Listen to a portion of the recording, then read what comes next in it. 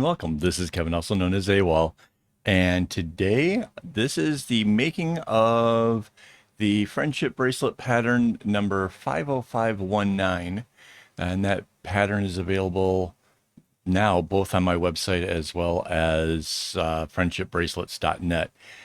However, my version is different because I didn't like where it was going to end. I didn't think that trying to let it end in a partial diamond would be cool, and I didn't like the idea that maybe if we started out with the diamond and then it didn't end, symmetrically or whatever. So I worked out the pattern to be basically as awesome as I could think of making it. And yeah, I really have to say it it looks really, really cool. It looks maybe a little bit more complex than it really is, um, which is, I guess, kind of the point. Is you kind of want to try to make it look like, oh my gosh, this is so hard and whatever. But then you don't maybe really want to have to work that hard at it. Um, the way I started this coming in V-shaped, there's a reason for it. So mind you, I could have gone completely off to the right, for the first 5 rows or whatever. And I didn't want to do that because I was afraid that when you start a bracelet and it starts to kind of lean a little bit, it can kind of affect the way that the whole bracelet goes. It can kind of make it a little bit wavy. It can make it a little bit off. And it would be really easy on one like this to start it off in a way that makes it so that way it's just kind of wonky. And I'm really trying to show you guys how to make cool bracelets that are nice and even and straight and, you know, and awesome and stuff. So this was kind of, I was looking for a way to do it where it would come out as nice straight rows as possible. And so here you have it. This bracelet definitely, well, I think just by looking at it, you will know it uses the blue more than it uses the yellow. I didn't have to take any special precautions or turns or anything else. I follow the knots just going either knots going to the right or knots going to the left. I didn't do any zigzag or anything in there. It just uses more blue is all. And it wasn't so much that I had a fear of running out or anything. It just does. So if you're one of those, and I say this because I know that there are some people out there who are super calculative and they only use the amount of string necessary to achieve whatever it is that they're making. I'm not okay. So that would kind of make sense to me if your string came in one of those large balls that you were, pulling it off because then you could get more out of it. To me, if you're just buying skeins like I do, there's really only two ways to really make the most of it in my mind. And that's to either cut the floss into quarters and then be very conservative and make sure that everything that you do is well balanced because you will run out if you do something where one color is used more than others, or cut it into thirds, and then you know that you have no trouble with that. And yeah, I mean, those are the two ways that I approach it. I honestly, I now cut all my strings in thirds, and it's an efficient way to make sure that I'm not going to run out of anything and I'm using up all the strings there is. So that's just my take. Again, if you're getting big balls of string, I guess measuring it out accordingly makes kind of more sense.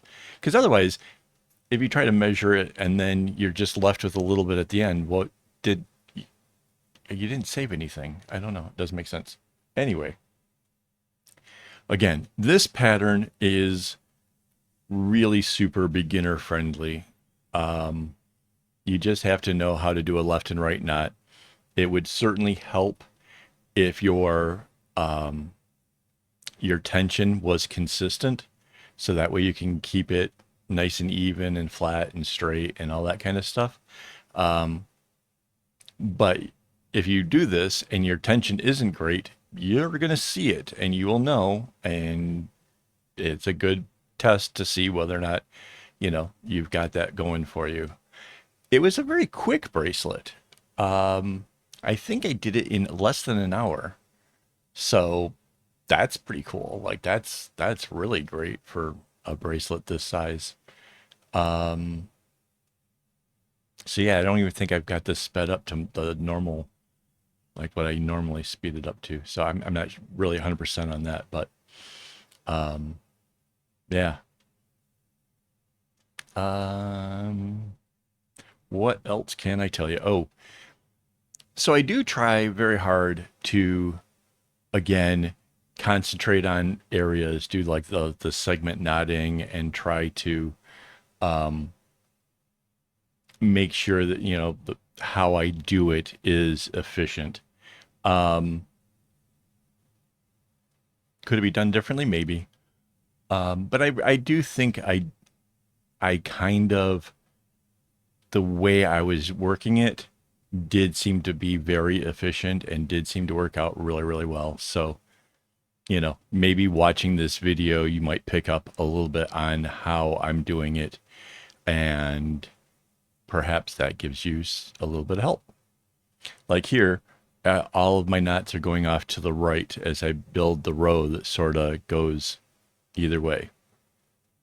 All right. And then the blue will come straight across going to the left. And then the next couple knots will go to the right again. And then, of course, the blue has to go to the left. And then now I have one long straight row of the blue coming across that basically longer rows. If you just doing it, it just kind of helps, makes things go a little bit faster. So, I could have had the blue already part way down or something, but making it one long row is basically faster. So, and then of course I do the same thing on this side, except for now I'm going, these are single rows off to the left. And notice I didn't do the blue one, right? That blue one's got to come down, but I can do that blue one as a long straight row instead. So I'm just doing the partial ones first, and then you'll see the here it comes. This blue will come and make a longer row. Again, it was just about efficiency and finding ways to make, it easier, I guess. So there you go. And then you can see I shift my work upwards. That's got everything to do with like not working too far away from the clip, because as you get further away, it can kind of change your tension. And if you want to have consistent tension, you need to be sort of consistent in the way you're doing it. Mind you, for my videos purposes, I tend to work farther away from the clip than I normally would if I wasn't making a video. And that's because I want you to be able to see the work. I want you to be able to see what's going on. So there's that. I mean, it feels a little bit weird to try to give the advice of work close to the clip and then not actually do it. But I'm really doing it to try to show you guys, what's happening. So, yeah, so there's only 3 of these little diamond things in the whole bracelet, and the rest is this kind of dark blue with the yellow dots. And again, the colors, they were just really picked for the high contrast. The yellow has a little bit of a green tint to it, which is kind of fun. But it's just a high contrast thing, and I wasn't trying to. I don't know. I just found 2 colors I liked. So yeah, that's it. And I think I said this when I was making the pattern, that I had no idea what I would actually choose. I would just go to my airplane trolley, which is full of floss, and find a couple skeins of each color. And that's what I did. So yeah. So here we are. We're already past the halfway point, which reminds me I need to thank my Patreon supporters who make these tutorials possible. I can't do it without these guys. So thank you very much. And yeah, I really do appreciate the support you guys give. So let's see. Okay, what else do we have here? Oh, I never mentioned it is a 12 string bracelet. 12 well, I tend to look at these as a 6 string because there's 6 going into the kumi, but there's 12 coming down.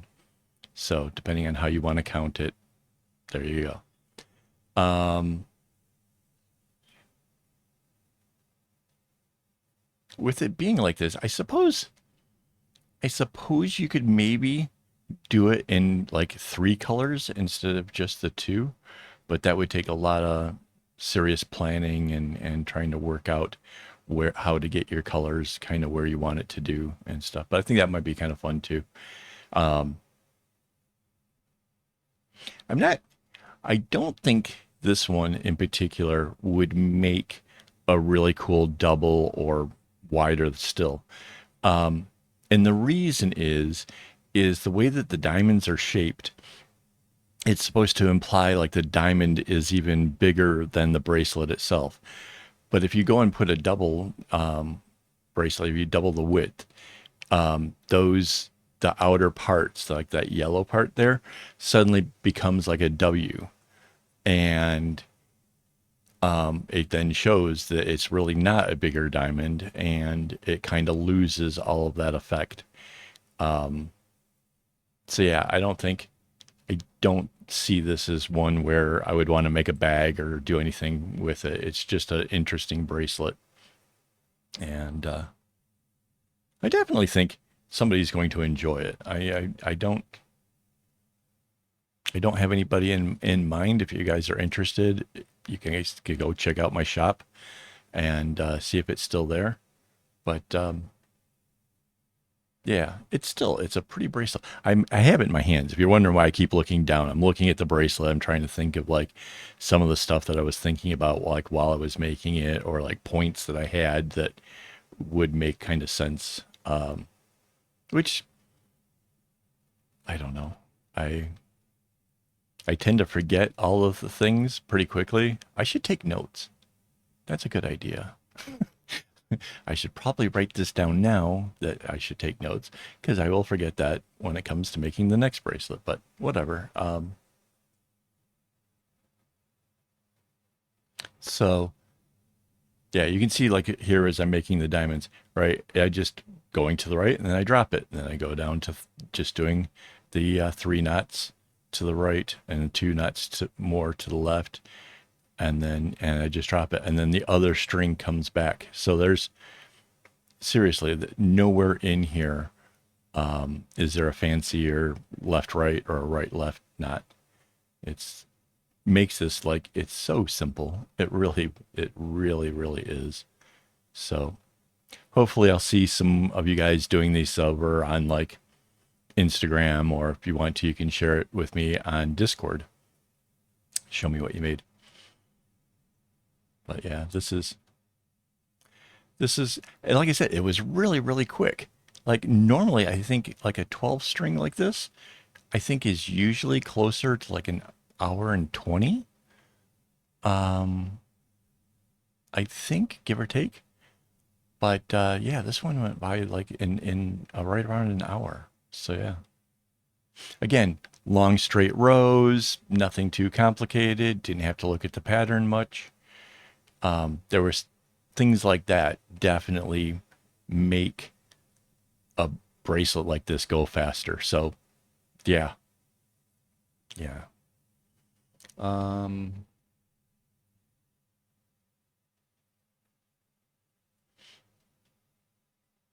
Yeah, and I tried to be kind of creative.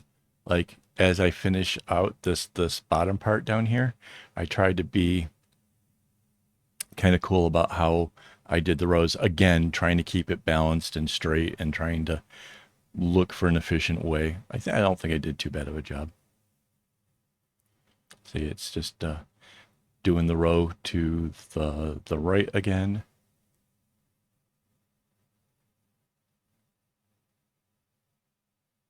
And then I went to the other side. And then I get to do a straight row and stuff like that. So yeah, we are in the home stretch now, guys. Um, and of course there'll be the big reveal and yay. Again, you could approach this part in all kinds of different ways. Um, but doing it kind of like a chevron definitely kept the balance and stuff straight because you're switching up the strings each time. That can get kind of wonky. I don't know if you guys have ever done stuff like that, but it can get kind of wonky. And this comes out like perfect. So, yeah, I mean, I'm not saying you have to do it that way. I'm just suggesting that maybe this might work out better for you. So, and then there's two more straight rows and then two more of these dotted rows.